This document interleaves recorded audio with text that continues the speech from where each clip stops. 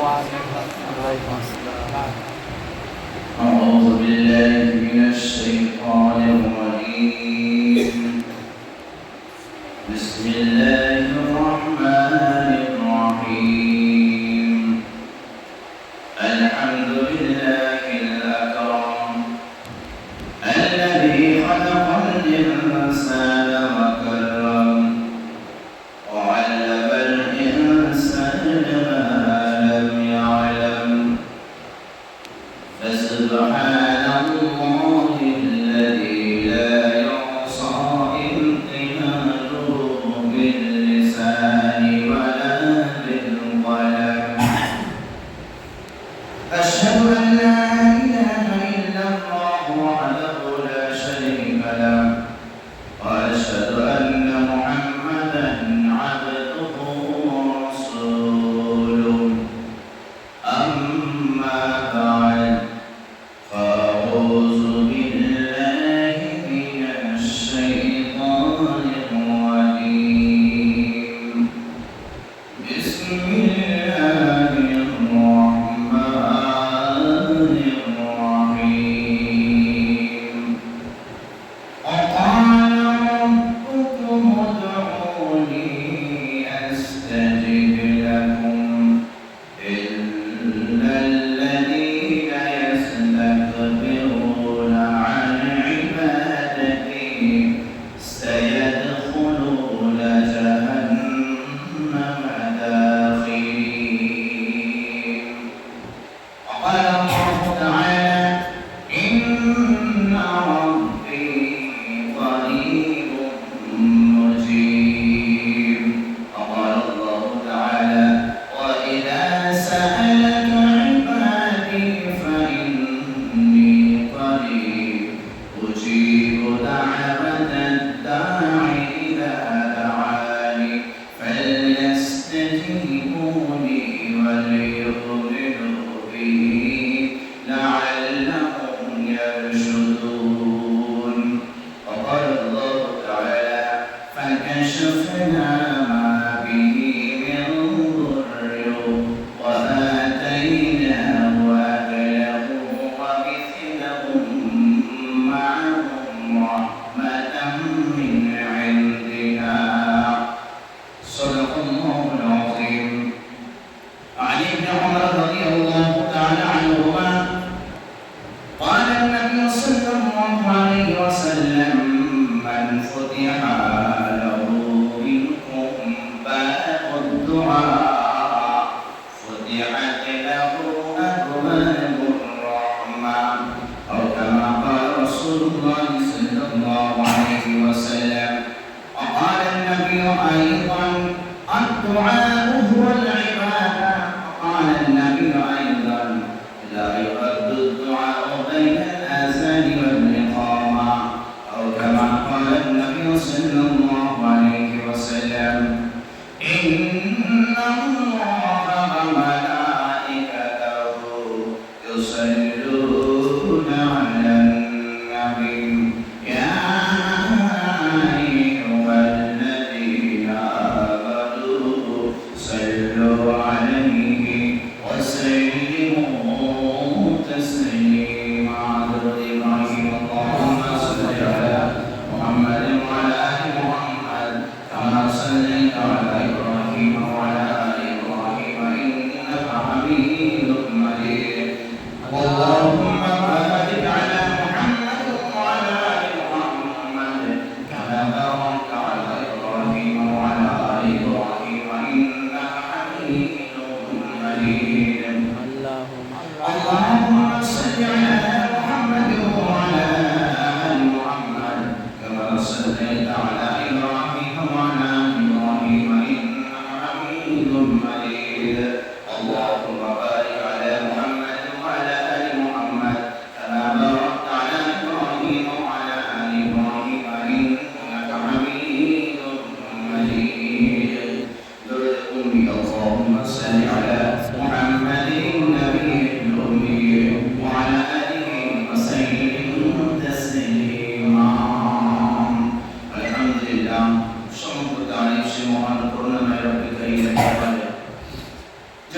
আলামিন আমাদেরকে বড় মহব্বত করে ভালোবেসে ইহসান করে দুনিয়ার বুকে মানুষ রূপে সৃষ্টি করে ঈমানওয়ালা বানিয়েছেন। সপ্তাহের শ্রেষ্ঠ দিন মুহররমের শেষের দিকে রব্বুল আলামিন পৃথিবীর সবথেকে শ্রেষ্ঠ স্থান আল্লাহ পাকের ঘরে আল্লাহ পাকের ঘরে ডেকেছেন মেহমান বানিয়ে পবিত্র আল কালাম কোরআন কারীম থেকে কিছু আয়াতের ব্যাখ্যা এবং বিশ্ব নবী সাল্লাল্লাহু আলাইহি ওয়াসাল্লামের সুন্নাহর বাণী তা থেকে কিছু মুগ্ধ হওয়ার এবং মুগ্ধ করার তৌফিক এনায়েত করেছেন দেশে রব্বুল আলামিনের দরবারে শুকরিয়া শুরু করি আলহামদুলিল্লাহ। তারপরে বলেন বিশ্ব নবী সরওয়ারে কায়নাত বিশ্ব নবী আখির নামদার শাকি কৌশল মুহাম্মদ আরবি সাল্লাল্লাহু আলাইহি ওয়াসাল্লাম যে নবী বলেন হিদায়াতের নবী রহমতের নবী শান্তির নবী শাফাতের নবী সেই নবীর সাথে আমরা তিন বছর শরীক করেছি আর একবার ছোট্ট মতো করে বলি সাল্লাল্লাহু আলাইহি ওয়াসাল্লাম। আমি কোরআন কারীম থেকে বেশ কিছু আয়াত তেলাওয়াত করেছি। ওই সমস্ত কোরআন কারীমের আয়াতের ব্যাখ্যা করব এবং তার তরজমা করব এবং আল্লাহ রাব্বুল আলামিন এই সমস্ত আয়াতের দ্বারা আমাদেরকে কি মেসেজ দিচ্ছেন যেটা আমরা যখন তরজমা এবং ব্যাখ্যা করব অটোমেটিক বুঝতে পেরে যাবেন যে আল্লাহ পাক আমাদেরকে কি বলছেন। এবং সেই কোরআন কারীমের আয়াতের ব্যাখ্যা করা তত্ত্বাবধানে যে সমস্ত হাদিসগুলো তথ্য পাওয়া যায় সেই সমস্ত হাদিস সমস্ত কিছু বলা সম্ভব নয়, প্রচুর হাদিস আছে। তার মধ্যে ৫-৬টা হাদিস আপনাদের সামনে পেশ করব এই আয়াতের ব্যাখ্যা সহ। আমি সর্বপ্রথম একটা কোরআন কারীমের আয়াত পড়েছি বিসমিল্লাহির রহমানির রহিম وقال ربكم ادعوني أستجب لكم إن الذين يستكبرون عن عبادتي سيدخلون جهنم داخرين। الله رب العالمين বলে وقال ربكم তোমার প্রভু বলে উদউনি আমার কাছে দোয়া করো। কি করো? আমার কাছে চাও। আল্লাহ পাক বলছে দোয়া করো। দোয়া মানে এই দোয়া আমরা বাংলায় করি, অ্যাকচুয়ালি দোয়াটা হলো আরবি ভাষা। কি ভাষা? আরবি ভাষা। অনেকে আমরা মুনাজাত বলি, এটাও আরবি ভাষা। এটাও কি ভাষা? আরবি ভাষা। প্রার্থনা এটা হচ্ছে বাংলা। Call English. তো এই দোয়া হলো আরবি ভাষা। আল্লাহ এই দোয়া ভাষাটাই কোরআন কারীমের আয়াতের মধ্যে ব্যাখ্যা করলেন। আজকে দোয়া, এই যে দোয়া করা, আল্লাহর কাছে চাওয়া, এটা কত বড় জিনিস এবং আল্লাহ পাকের হুকুম রয়েছে দোয়া করার বিষয়ে। এবং দোয়া না করলে যে আল্লাহ নারাজ হয় সেটাও আপনাকে বলবো। আপনি আমার কাছে কোনো জিনিস চাইবেন, আপনার প্রয়োজন পড়তে পারে। একবার চেয়েছেন দিয়ে দিলাম, ঠিক আছে ভাই একটা তুমি কাজ মিটিয়ে নাও। আবার চাইলেন দিয়ে দিলাম, আবার চাইলেন মনটা ভারী হয়ে গেল। বারবার কেন চাই? বারবার কেন চাই? এটা মানুষের ন্যাচারাল, মানুষের ফিতরাত। আমার যতই থাক না কেন আপনি বারবার চান, আমার মন পূর্ণ হয়ে যাবে কিন্তু বারবার চাইলে। কিন্তু আল্লাহ পাক বলছে মাল্লাম ইয়াসআলিল্লাহ ইয়াগযাব আলাইহি, যে আল্লাহর কাছে চাইবে না আল্লাহ তার প্রতি নারাজ হয়ে যায়। কি বুঝলেন? যদি আল্লাহর কাছে আমি না চাই, যদি আমি আল্লাহর কাছে দোয়া প্রার্থনা না করি, আল্লাহ কি হয়ে যান? নারাজ হয়ে যান। পৃথিবীতে আমরা আছি, দুনিয়ার বুকে আছি, সুখ দুঃখ শান্তি সফলতা ऐश आराम মুশকিল সব মিশিয়ে আল্লাহ পাক দুনিয়া সৃষ্টি করেছেন। আর এই সুখ দুঃখ পেরেশানি সাধারণ ব্যক্তির জন্য নয়, এমনকি যারা নির্বাচিত ব্যক্তি আম্বিয়া আলাইহিস সালাম তাদেরকেও আল্লাহ পাক কষ্ট ফেলেছেন, একই না? প্রমাণস্বরূপ কোরআন কারীমে একটা সূরা আছে, সেই সূরার নাম হলো সূরা আম্বিয়া। আম্বিয়া বহুবচন, এর এক বচন হলো নবী। আম্বিয়া যার মধ্যে বিভিন্ন নবীদের বর্ণনা আছে। ওই কোরআন কারীমের সূরা আম্বিয়া 21তম সূরা আর আয়াত নম্বর 83 এবং 84 এর মধ্যে আল্লাহ রাব্বুল আলামিন যে ব্যাখ্যাটা দিয়েছেন, বর্ণনা করেছেন ওয়া আইয়ুবা ইযনা দা'বাহু আন্নী মাসানি আদ-দুরর ওয়া আনতা আরহামুর রাহিমিন। আইয়ুব আলাইহিস সালামের বর্ণনা আল্লাহ পাক বলেন ওয়া আইয়ুবা ইযনা দা'বাহু, আল্লাহ প্রথমে আইয়ুব আলাইহিস সালামকে অনেক অর্থ সম্পদ দিয়েছিলেন, অনেক মাল দিয়েছিলেন, সন্তান দিয়েছিলেন। তারপরে আল্লাহ রাব্বুল আলামিন কি বললেন? মালগুলো কেড়ে নিলেন, সন্তানগুলোকে মওত দিয়ে দিলেন। কি দিলেন বলেন? একটা সন্তানকে মত দিলে তার হাল কি হাল হয় আমরা জানি, আর যদি সমস্ত সন্তানকে মুর্দা করে দেয় তার কত কষ্ট হবে বলেন। আইয়ুব আলাইহিস সালামের বহু সন্তান ছিল। শয়তান তখন আল্লাহকে বলল, আল্লাহ গো, আইয়ুব যে এত জিকির করেছে, এত তোমার তারিফ করেছে, এত তোমার প্রশংসা করেছে, কারণ হলো তুমি অনেকে অনেক মাল দিয়েছো, অনেক সম্পদ দিয়েছো, অনেক সন্তান দিয়েছো, তার জন্য সে শুকরিয়া আদায় করেছে।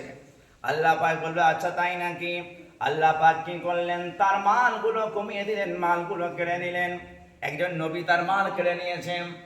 আল্লাহর নবী আইয়ুব আলাইহিস সালাম যেমন মাল থাকা অবস্থা আল্লাহ পাকের জিকির করতেন, ঠিক তেমন ভাবে মাল চলে যাবার পরে একই জিকির করেন, বলুন সুবহানাল্লাহ। সুবহানাল্লাহ। তারপরে সব থেকে বড় দুঃখ, মানুষ মাল চলে গেলে অনেক উপকার কষ্ট করে সহ্য করে বরদাস্ত করে নেবে, কিন্তু যখন সন্তান মারা যাবে, সেই সন্তান যদি অসুস্থ হয়ে যায় কত কষ্ট হয় কি বলেন? যদি মারা যায় কত কষ্ট হবে। আইয়ুব আলাইহিস সালামের একাধিক অনেকগুলো সন্তান ছিল, পরস্পর সমস্ত সন্তানকে আল্লাহ মাইয়েত করার দিয়ে দিল, কত কষ্ট বলেন। আইয়ুব আলাইহিস সালাম তখন আল্লাহ পাকের একই ধরনের জিকির করেছিলেন, যেমন ভাবে সন্তান থাকা অবস্থায় জিকির করেছিলেন, বলেন সুবহানাল্লাহ। এবার শয়তান পেরেশান, শয়তানের কাছে আর কোনো বানা নাই। আল্লাহ পাক শয়তানকে বলছে, দেখো, আইয়ুবকে যখন মাল দিয়েছিলাম তখন যেমন জিকির করেছিল, এখন আমি মাল কেড়ে নিয়েছে তেমন জিকির করেছে। যখন সন্তান দিয়েছিলাম যেমন তখন জিকির করেছিল, এখন সন্তানকে নিয়ে নিয়েছে, একইভাবে জিকির করেছে। শুধু তাই নয়, এবারে শয়তান অনেক চালাক, অনেক বুদ্ধিজীবী, তার দিমাগে যা আছে আমার আপনার দিমাগে কিন্তু নাই। শয়তান এমন চালাক, জুনায়েদ বাগদাদির মতো ব্যক্তিকে ধাক্কা দিয়ে দিয়েছিল। জুনায়েদ বাগদাদিকে জামানার সব থেকে বড় আল্লাহর ওলি, তাকে শয়তানের চালারা ভয় খায়, যার লক্ষ লক্ষ মুরিদ সারা পৃথিবীর মধ্যে এখনো পর্যন্ত আছে, জুনায়েদ বাগদাদি রাহমাতুল্লাহ আলাইহি। ওই জুনায়েদ বাগদাদিকেও ছাড়েনি। কে বলেন? শয়তান। শয়তান একবার জুনায়েদ বাগদাদি রাহমাতুল্লাহ দরবারে এসে বলছে, এ জুনায়েদ, এই জুনায়েদ, তুমি নাকি আমাকে দেখার শখ করেছিলে, আমি হাজির হয়ে গিয়েছি। বলে, হ্যাঁ তাই। জুনায়েদ বলছে, ঠিক আছে, আমার একটা বড় ইচ্ছা ছিল তোমার সঙ্গে সাক্ষাৎ করা, সাক্ষাৎ হয়ে গেল। শয়তান বলছে, কিছু জিজ্ঞাসা করবে নাকি? বলে, একটাই কথা জিজ্ঞাসা করা, তুমি সাজদা কেন করলে না আদমকে? কি বলছে? তুমি আদমকে সাজদা কেন করলে না? তুমি যদি সাজদা করতে, তুমি তো শয়তান না, তো ফেরেশতার মহল হয়ে তুমি বসবাস করতে। তখন শয়তান কত বুদ্ধিজীবী, চিন্তা করে দেখেন কত বুদ্ধিজীবী। তখন শয়তান বলছে আইয়ুব আলাইহিস সালামকে, আচ্ছা বলো, আল্লাহ ছাড়া কাউকে সাজদা করা যাবে? কি বলছে? বলে, আল্লাহ ছাড়া কাউকে সাজদা করা যাবে? এবারে যখন অরিজিনাল প্রশ্ন ঘুরিয়ে করা হবে না, তখন মাথা সফটওয়্যার একটু আউট হয়ে যায়। তো তিনি ফেঁকা চাকা খেয়ে এলেন, আরে সত্যি তো, আল্লাহ ছাড়া কাউকে সাজদা করা যাবে না। তখন সঙ্গে সঙ্গে আল্লাহ পাক নূরানি আওয়াজে দ্বারা ওই জুনায়েদ বাগদাদিকে আওয়াজ দিলেন, এ জুনায়েদ, যদি তুমি এই অবস্থায় থাকো, তুমিও শয়তানের পাল্লা ভারী করে দেবে। তুমি শয়তানকে উত্তর দিয়ে দাও, আদম কেন, যে কোনো নবী কেন, যখন আল্লাহ ছাড়া সাজদা করার হুকুম আল্লাহ দেবে, তখন সেইটা অস্বীকার করা যাবে না। তুমি বাস্তব বলেছো আল্লাহ ছাড়া কাউকে সাজদা করা যাবে না, কিন্তু আদমকে সাজদা করার হুকুম কে দিয়েছিলেন বলেন? আল্লাহ পাক দিয়েছিলেন। অতএব যখন আল্লাহ পাক আদমকে সাজদা করার হুকুম দিয়েছিল, তার মানে হলো ওই হুকুম যদি অস্বীকার করো তুমি শয়তান হয়ে যাবে, তাই তুমি শয়তান হয়ে গিয়েছো। তখন জুনায়েদ বলছে, যা, এই না, শয়তান বলছে, যা, তোমাকে আমি বাঁচাতে, তোমাকে আমি ধোঁকা দিতে পারলাম না। কি বলছে? তোমাকে আমি ধোঁকা দিতে পারলাম না। যাওয়ার সময় তো ধোঁকা যাচ্ছে, যাওয়ার সময় বলে যাচ্ছে, জুনায়েদ, তোমার ইলম তোমাকে বাঁচিয়ে নিল। কি বলছে? তোমার ইলম তোমাকে বাঁচিয়ে নিল। আল্লাহ বলছে, সমস্যা উত্তর দাও, ইলম বাঁচাই না, আল্লাহ বাঁচিয়েছে। কে বাঁচিয়েছে? আল্লাহ বাঁচিয়েছে। জুনায়েদের ইলম কি কম ছিল? হ্যাঁ, শয়তান যাবার সময় তো নিস্তার পায়নি। কি বলছে? জুনায়েদ একবার বলে দাও, তোমার ইলম বাঁচিয়েছে। আল্লাহ বলছে, খবরদার, ইলম বাঁচায়নি। যদি ইলম বাঁচাতো, তোমার কাছে তো ইলম ছিল, তুমি তো বাঁচতে পারলে না। শয়তানের কাছে অনেক ইলম ছিল। তখন জুনায়েদ বাগদাদি বলে, ওরে শয়তান, আমার ইলম আমাকে বাঁচায়নি, আমার আল্লাহ রব্বুল আলামিন তোমার হাত থেকে আমাকে আউযু বিল্লাহি মিনাশ শাইতানির রাজিম, তোমার মতো শয়তান মর্দুদ থেকে বাঁচার একটা আস্তানা হলো রব্বুল আলামিন। বলেন সুবহানাল্লাহ। ওই জন্য কোরআন কারীম পড়ার আগে কি পড়তে হয়? আউযু বিল্লাহি মিনাশ। কেন? কোরআন কারীম যখন খুলবেন সারা দুনিয়ার চিন্তা মাথায় আসবে। যত কাজ কোরআন খুললে মনে পড়বে, দেখবেন আপনি কোরআন খুললে, জিকির করলে, একটু নামাজ পড়বেন, সমস্ত চিন্তা আপনার মাথায় চলে আসবে। কেন? আপনাকে ব্যতিব্যস্ত করে দেবে। এবারে সেই শয়তান আইয়ুব আলাইহিস সালামকে বলছে, আইয়ুব এবারে বুঝতে পেরে গেছি তোমার মাল চলে গেছে, তুমিও জিকির করছো, সন্তান গেছে তাও জিকির করছো। আমার মনে হয় তুমি জিকির এই জন্য করছো, তুমি খুব ফিটফাট রয়েছো বলে। কি রয়েছে বলে? মাল গেছে তো কি হয়েছে, বেটা মরে গেছে তো কি হয়েছে, আল্লাহ আল্লাহ নিয়েছে, তুমি সুস্থ আছো বলে তুমি আল্লাহ পাকের জিকির করেছো। আল্লাহ রাব্বুল আলামিন কি করলেন? শুধু সারা শয়তানকে দেখানোর জন্য নয়, সারা বিশ্বের বাসীর কাছে নমুনা মডেল পেশ করার জন্য কি করলেন? ওই আইয়ুব আলাইহিস সালামকে রব্বুল আলামিন অসুস্থ হয়ে ফেলে দিলেন। অসুস্থতা কেমন ছিল? অনেকে অনেক ধরনের ব্যাখ্যা করে, অনেক বাংলা কিতাবের মধ্যে অনেক কিছু পাওয়া যায়, কিন্তু ওগুলো বিশ্বাস করা যাবে না। কে বলে এত ঘা হয়েছিল, শরীরে পোকা লেগে গিয়েছিল, নাউজুবিল্লাহ। আমার নবী যেই নবী হোক না কেন, আল্লাহ এমন কষ্ট দেবেন না যেটা মানুষ ঘৃণা করবে। অসুস্থ হয়েছিল, কি অসুস্থ হয়েছিল এরকম ব্যাখ্যা স্পষ্টভাবে কোনো হাদিসে বা কোরআন আয়াতের মধ্যে নাই। শুধু এতটুকু জুর একটা শব্দ আছে, যাই অসুস্থর ব্যাপার হচ্ছে, একটা হলো ফিজিক্যালের মধ্যে ভিতরের আভ্যন্তরিকে অসুস্থ হওয়া, যেমন কিডনি খারাপ হওয়া, ভিতরে কোনো হার্টের সমস্যা হওয়া। আর আজুর বলা হয় চামড়া, যে সমস্ত রোগগুলো হয়, চামড়ার রোগ এতটুকু পাওয়া যায় যে তিনাদের চামড়ার রোগ হয়েছিল। এবার চর্মরোগ হতে পারে, সে ঘা হতে পারে, যে কোনো কিছু হতে পারে, কিন্তু ঘা হয়ে পচে গিয়ে কিড়া পড়ে গিয়েছিল এ ব্যাখ্যা কিন্তু কোরআন কারিমও আপনি পাবেন না, আর এমনকি কোনো হাদিসের আপনি সোর্সও পাবেন না। এটা মানুষ বানিয়ে অনেকে লিখেছে, এটা ভাষা, এটা ঠিক নয়, বলা ঠিক নয়। তো যাক এতটুকু পাওয়া গেল তিনি অসুস্থ হয়েছেন। এবারে আসুন আসল কথায়, তিনি যখন অসুস্থ হয়েছেন, অসুস্থ হয়ে যাওয়ার পরে সারা দেশের মানুষ তার কাছ থেকে আস্তে আস্তে সরে গেল। তিনি চিন্তা করলেন, আমি অসুস্থ হবার দরুন মানুষ আমার কাছ থেকে সরে গেল, আমি এক কাজ করি, তোমাদেরকে সরতে হবে না, আমি নিজেই জঙ্গলে চলে যাব। কোথায় চলে যাব বলেন? তিনি জঙ্গলে চলে গেলেন। যাওয়ার পরে তেনাকে দেখার জন্য মাত্র দুটো আত্মীয় আসতো, কিন্তু বিবি তার সাথে সঙ্গে সর্বদা ওই বিবি আইয়ুব আলাইহিস সালামের সেবা করত। এবার শয়তান পেরেশান, শয়তান দেখছে মাল চলে গেল তবুও জিকির ছাড়লো না, বেটা চলে গেল জিকির ছাড়লো না, অসুস্থতা চলে গেল, সুস্থতা চলে গেল, তাও জিকির ছাড়লো না। কতদিন অসুস্থ ছিলেন? আমাদের যদি জ্বর হয়ে যায় 1 সপ্তাহ, 2 সপ্তাহ, 3 সপ্তাহ, সারা শরীর চেক আপ হয়ে যাবে, যত ধরনের রক্ত সব চেক আপ হয়ে যাবে, হ্যাঁ কি না? কি এমন হলো, জ্বর কেন ভালো হয় না? আইয়ুব আলাইহিস সালামকে আল্লাহ 1 বছর নয়, 18 মাস নয়, 2 বছর নয়, কিতাবের মধ্যে পাওয়া যায় 18 বছর ধরে আল্লাহ রাব্বুল আলামিন তাকে অসুস্থের মধ্যে জীবন কাটিয়ে দিয়েছেন, তেনাকে অসুস্থ রেখেছিলেন। আর তিনি যখন অসুস্থ থাকতেন একটা অফার পেতেন প্রতিদিন, সেটা হলো কি, প্রতিদিন রব্বুল আলামিন আইয়ুব আলাইহিস সালামকে জিজ্ঞাসা করতো, আইয়ুব রে তুমি কেমন আছো, তুমি কেমন আছো? আমরা হলে কি বলতাম? আল্লাহকে খুব যন্ত্রণা করছে, হ্যাঁ, খুব কুটোচ্ছে, খুব কষ্ট হচ্ছে, আর ভালো লাগে না, জঙ্গলে থাকতে ভালো লাগে না, এবারে দেশের দিকে ফিরে যাব। আইয়ুব আলাইহিস সালাম একটাই কথা বলতো, আলহামদুলিল্লাহি আলা কুল্লি হাল। আল্লাহ রাব্বুল আলামিন তুমি যে হালতে রেখেছো, সুস্থতা তুমি দাও, অসুস্থ তুমি করো, গরিব তুমি করো, মাল তুমি দাও, সন্তান তুমি দাও, সন্তান তুমি করো, তোমার হাতে সব কিছু। অতুইজ্জু মান তাশা অতুযিল্লু মান তাশা বিয়াদিকাল খায়র। আয় আল্লাহ, ইজ্জত তোমার হাতে আর সম্মান তোমার হাতে। যখন সব কিছু তোমার হাতে, আমি যে অসুস্থ রয়েছি মামলা গো, এটা তুমি দিয়েছো, আর যখন তুমি ভালোবেসে যেটা দিয়েছো, আমি খারাপ কি করে বলতে পারি? বুঝে আসছে? কি করে খারাপ বলতে পারি? আমি ভালো আছি। ওই 18 বছর পরে তিনি একটা দোয়া করেছিলেন। এই দোয়াটা ওলামারা বলেন, যদি কেউ আজও পর্যন্ত অসুস্থ হয়ে যায়, যে কোনো অসুস্থ হোক না কেন, যদি এই দোয়াটা পড়ে, আইয়ুব আলাইহিস সালাম যেমন শিফা পেয়েছিলেন, আপনিও তার সঠিক শিফা পেয়ে যাবেন। বলুন সুবহানাল্লাহ। সুবহানাল্লাহ। ছোট্ট মতো দোয়া, কি দোয়া করেছিলেন? রব্বি আন্নি মাসসানিয়াল দুরর ওয়া আনতা আরহামুর রাহিমিন। কি দোয়া বলেন?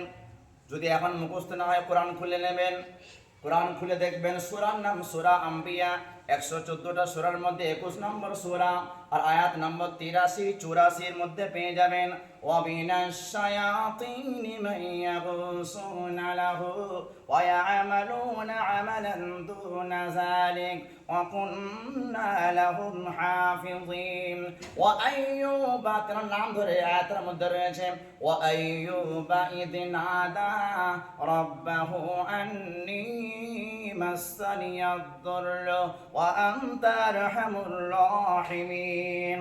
আইয়ুব আলাইহিস সালাম আল্লাহ তাআলাকে ডেকেছিলেন ইজনাদা রাব্বাহু, কি বলে ডেকেছিলেন? আন্নি, আল্লাহ গো আমার, মাসানিয়াদ দুররু, বড় কষ্ট হতে চলেছে, ওয়া আন্নি মাসানিয়াদ দুররু ওয়া আনতা আরহামুর রাহিমিন। তিনি কি বললেন? আল্লাহ আমার কষ্ট বেড়ে চলেছে, বললেন যে ভালো করে দিন। কি বললেন? আল্লাহ তুমি বড় দয়াবান। কি বললেন? বড় দয়াবান, বড় রহমওয়ালা, যদি একটু রহম করেন আমি সুস্থ হয়ে যাব। ওয়া আনতা আরহামুর রাহিমিন। যখন তিনি দোয়া করলেন, আল্লাহ যে দোয়া কবুল করেছিলেন তার প্রমাণও হয় পরের আয়াত 84 নম্বর আয়াতের মধ্যে বলছেন ফাস্তাজাবনা লাহু ফাকাশাফনা মা বিহি মিন যুররি ওয়া আতাইনাহু আহলাহু ওয়া মিথলাহুম মা'হুম রাহমাতাম মিন ইনদিনা। সুবহানাল্লাহ, সুবহানাল্লাহ। কেন সুবহানাল্লাহ বললাম? যে রব্বুল আলামিন তার কাছ থেকে অসুস্থতা দিয়েছিল, সুস্থতা কেড়ে নিয়েছিল, সেই সুস্থতা আল্লাহ আবার ফিরিয়ে দিলেন। বলেন সুবহানাল্লাহ। সুবহানাল্লাহ। যত মাল কেড়ে নিয়েছিলেন সেই মালগুলো আল্লাহ আবার ফিরিয়ে দিলেন। বলেন সুবহানাল্লাহ। যে সন্তানগুলো কেড়ে নিয়েছিলেন, মারা গিয়েছিল, বলে সন্তান ফিরে আসে নাকি? সন্তান ফিরে আসে নাকি? আল্লাহ পাক বলছে ও মিতলাহুম মাহুম, আমি তার মালকে এবং তার আল আওলাদকে যারা মারা গিয়েছিল আমি আবার শয়তানকে দেখানোর জন্য, দেখো আমি আমার নবীর জন্য আমার নিয়ম পর্যন্ত ভঙ্গ করতে পারে। বলেন সুবহানাল্লাহ। সুবহানাল্লাহ। আমি তাকে মাল ফিরিয়ে দিয়েছিলাম, সন্তান ফিরিয়ে দিয়েছিলাম, সম্মান ফিরিয়ে দিয়েছিলাম এবং শরীরকে সুস্থ ফিরিয়ে দিয়েছিলাম। তখন আল্লাহ রাব্বুল আলামিন বলেন ফাকাশাফনা মা বিহি মিন দুররি ওয়া আতাইনাহু আহলাহু ওয়া মিথলাহুম মা'হুম রাহমাতাম মিন ইনদিনা ওয়া যিকরা লিল আবিদিন। হে বিশ্ববাসী জেনে রাখো, সারা দুনিয়ার মধ্যে যারাই পরীক্ষা, আমি যখন পরীক্ষা নেব সবর করবে, হতাশ হলে, বলুন হতাশ হলে চলবে না। যারা সবর করবে আমি রব্বুল আলামিন তাদেরকে যেমন আইয়ুব আলাইহিস সালামকে ইতিহাস তৈরি করে রেখে দিয়েছি, তাদের প্রতি আমি সন্তুষ্ট হয়ে যাব। বলেন সুবহানাল্লাহ। সুবহানাল্লাহ। তাহলে একজন নবীর দোয়া কবুল হতে কত বছর লাগলো? কত বছর লাগলো বলুন?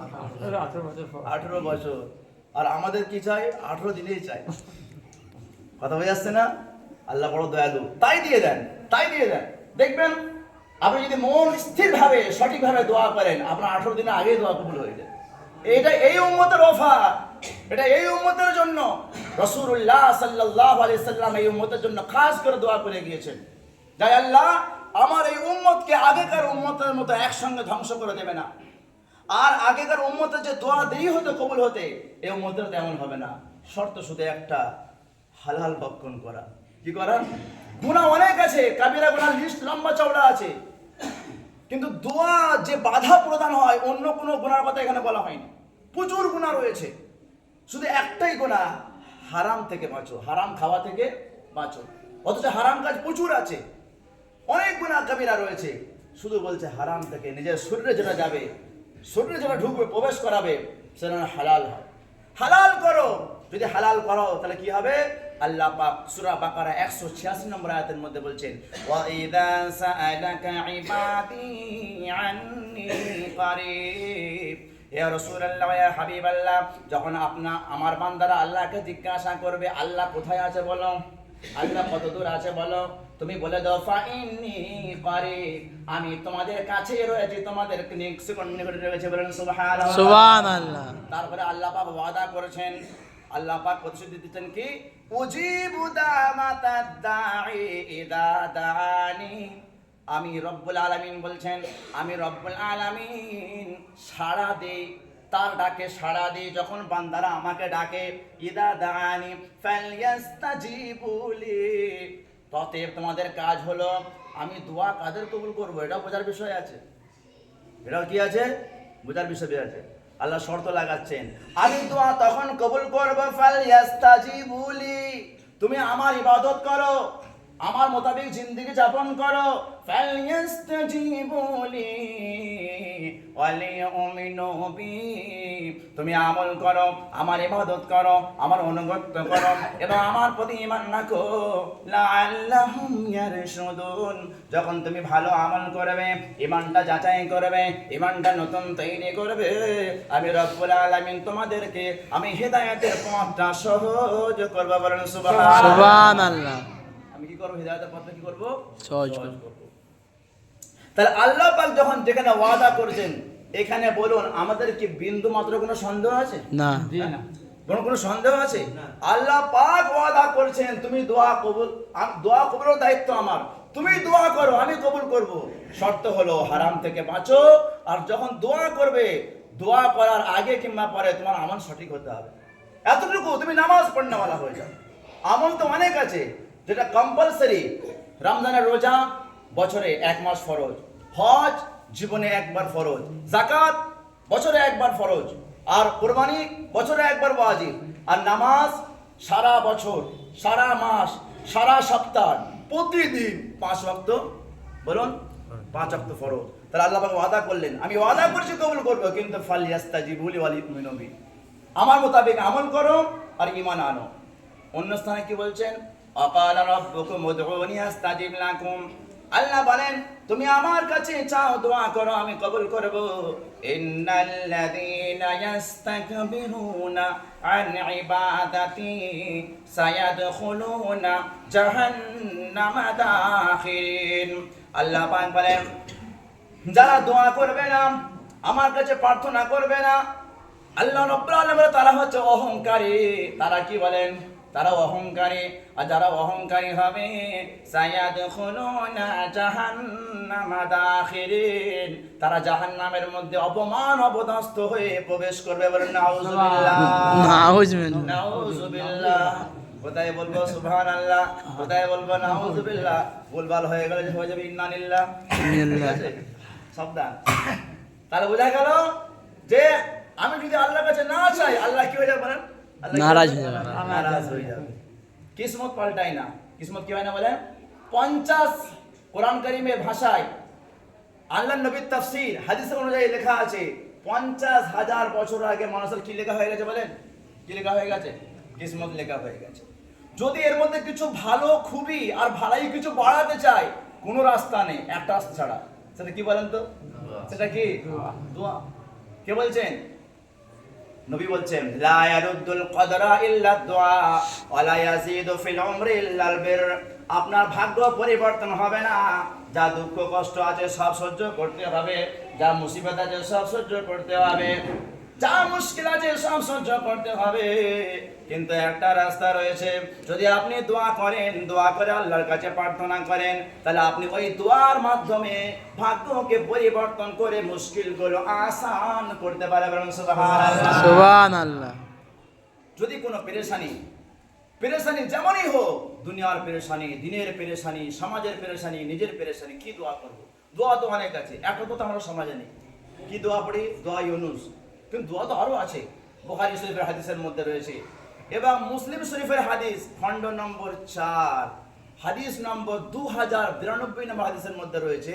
এই 4টে দোয়া যে করবে, যে পড়বে, আমরা সবাই শিখে নিই, না পড়লে আমার সাথে একবার বলি, যদি একবার বলে ফেলি হয়তো আল্লাহ পাক আমার অজানা পেরেশানিকে দূর করে দেবে। অজানা পেরেশানিকে, কে কি পেরেশানিতে আছে জানি না, কিন্তু প্রত্যেকটা মানুষ কোনো না কোনো পেরেশানির মধ্যে আছে, কোনো না কোনো পেরেশানির মধ্যে থাকবেই। কারণ এটা দুনিয়া, এটা আখিরাত নয়, চির সুখের জায়গা এটা নয়, চির শান্তির জায়গা নয়। মুসলিম শরীফ হাদিসের মধ্যে রয়েছে এই 4টে দোয়া করা দরকার। যে এই 4টে দোয়া দৈনন্দিন করতে থাকবে, আল্লাহ পাক তাকে যে কোনো পেরেশানি বা অজানা পেরেশানি, আমি জানি না এই মসজিদ থেকে বার হওয়ার পর আমার নসিবে কি লেখা আছে, জানি হ্যাঁ, আমরা কেউ জানি না। দেখছেন নামাজ পড়ে গেল, সুস্থ হয়ে গেল, এমন পড়ে গেল পা ফ্র্যাকচার হয়ে গেল, হসপিটালে ভর্তি রয়েছে। হ্যাঁ, কত কি সমস্যা, কি মুসিবত আছে। আমার রাসূল বলে এই দোয়াটা পড়তে থাকো। কি? আমার সঙ্গে আপনারা বলেন لا إله لا إله إلا هو إلا هو رب رب العرش العرش العظيم العظيم لا إله لا إله إلا هو إلا هو رب رب العرش الكريم العرش الكريم لا إله لا إله إلا هو إلا هو رب السماء رب السماء لا إله لا إله إلا هو إلا رب الأرض رب لا إله لا إله إلا هو إلا رب العرش العظيم এর মানেটা শুনলে মন ভরে যাবে মানেটাও বলে দিই এর অর্থ হলো আল্লাহ ছাড়া কেউ উপাস্য নয় যে আল্লাহ তাআলা সর্বমহান আর যে আল্লাহ তাআলা আমাদের অন্যায়কে বরদাস্ত করেন বলুন সুবহানাল্লাহ সুবহানাল্লাহ অন্যায় বরদাস্ত করেন না জি। হ্যাঁ? আমি তার জমিনে বসবাস করছি তার অক্সিজেন নিচ্ছি আবার তার জমিনে অন্যায় অপরাধ চলছে তো আল্লাহ আমাদেরকে জমিনে ধসিয়ে দেননি কেন দয়া নেই হ্যাঁ? জি। তার তিনি বরদাস্তকারী দ্বিতীয় অর্থের মানে কি লা ইলাহা ইল্লা হুয়া কোনো নেই কোনো মাবুদ ওই আল্লাহ ছাড়া যিনি রব্বুল আরশিল আযীম যিনি বিশালতম আরশের সৃষ্টিকর্তা তারপরে অর্থ হলো লা ইলাহা ইল্লা হুয়া রব্বুস সামা আল্লাহ ছাড়া কেউ উপাস্যযোগ্য নয় যে আল্লাহ আসমানের প্রতিপালক লা ইলাহা ইল্লা হুয়া রব্বুল আরশ নেই কোনো মাবুদ ওই আল্লাহ ছাড়া যিনি জমিনের সৃষ্টিকারী লা ইলাহা ইল্লাল্লাহু রব্বুল আরশিল কারীম আল্লাহ আরশের নাম দুবার করে নিয়েছেন এরা আরশের মধ্যে সবথেকে মেন হেড সেন্টার সেখান থেকে সব প্রচালিত হয় আল্লাহ পাক আবার বলছেন কোন নেই কোনো মাবুদ ওই আল্লাহ ছাড়া যিনি সম্মানীয় একবার বললেন বিশাল আরশ আর লাস্টে কি বলছেন যিনি সম্মানীয় আরশের মালিক বলেন সুবহানাল্লাহ সুবহানাল্লাহ। আল্লাহ তাআলা আমাদের সকলকে রাসূলুল্লাহ সাল্লাল্লাহু আলাইহি সাল্লাম এবং আইয়ুব আলাইহিস সালাম মতো সবর এবং আমল দান করুন বলে আল্লাহুম্মা আমিন এবং আল্লাহ পাকের হুকুমের সঙ্গে যেন আমরা সকলে জুড়তে পারি বলে আল্লাহুম্মা আমিন যেমন জুমার নামাজ পড়তে এসেছি যেন আমরা 5 ওয়াক্ত নামাজ যেন আল্লাহ পাক আমাদের জন্য সহজভাবে আদায় করাই বলে আল্লাহুম্মা আমিন সুন্নাত পড়ে